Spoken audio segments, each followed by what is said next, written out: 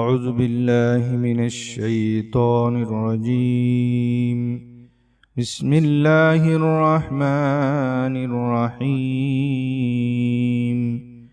সম্মানিত সুধীবৃন্দ, আসসালামু আলাইকুম ওয়া রাহমাতুল্লাহি ওয়া বারাকাতুহু। আজ হযরত খিজির আলাইহিস সালাতু ওয়াস সালামের দেয়া এমন 2 রাকাত নামাজের ওজিফার নিয়ম বলবো, যে 2 রাকাত নামাজ ছোট ছোট 2টি সূরা দিয়ে পড়তে হয়, যে নামাজের পর 2টি দোয়া করতে হয়, এরপর যেই দোয়া করা হয় সেই দোয়াই কবুল হয়, যে প্রয়োজনের কথা বলা হয় তা পূরণ হয়, যে চাহিদার কথা বলা হয় সেই চাহিদা পূরণ হবে, যে দোয়া করা হবে সেই দোয়াই কবুল হবে। ইমাম শাফি রহমতুল্লাহ আলাইহি এই ওজিফার ব্যাপারে বলেন, এটি পরীক্ষিত, যে কেহ এই ওজিফাটি করতে পারেন।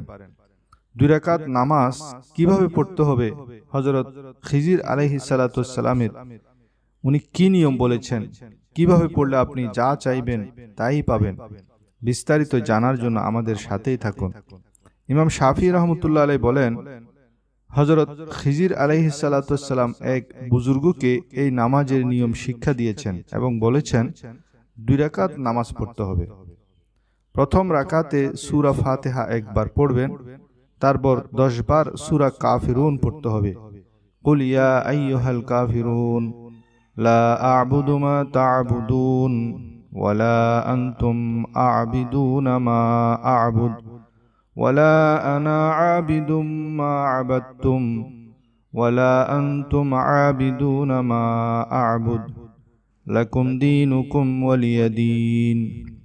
এভাবে এই সূরাটি প্রথম রাকাতে 10 বার পড়তে হবে। তারপর রুকু সিজদা করে দ্বিতীয় রাকাত পড়তে হবে।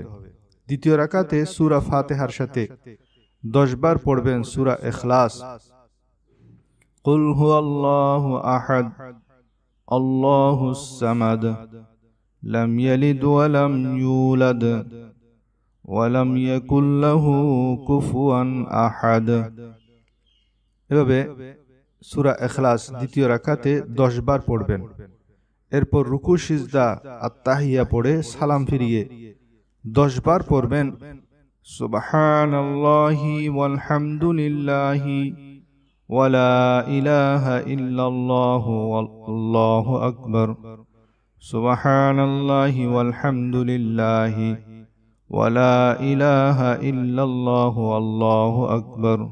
এভাবে সালাম ফিরানোর পর এই তাসবিহটি 10 বার পড়বেন। তারপর 10 বার এই দোয়াটি পড়বেন, রব্বানা আতিনা ফিদ দুনিয়া হাসানাতাও ওয়া ফিল আখিরাতি হাসানাতাও ওয়া কিনা আযাবান নার।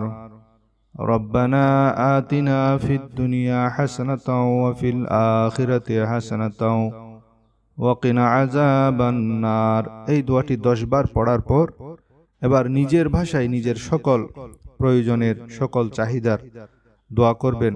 হযরত খিজির আলাইহিস সালাতু ওয়াস সালাম সেই বুজুর্গকে বলেন, যা ইমাম শাফি রহমতুল্লাহ আলাইহি বয়ান করেন, যে এইভাবে নামাজ পড়ার পর যেই দোয়া করবে যা চাইবেন তাই পাবেন। আল্লাহ তাআলা তার সব দোয়া কবুল করবেন।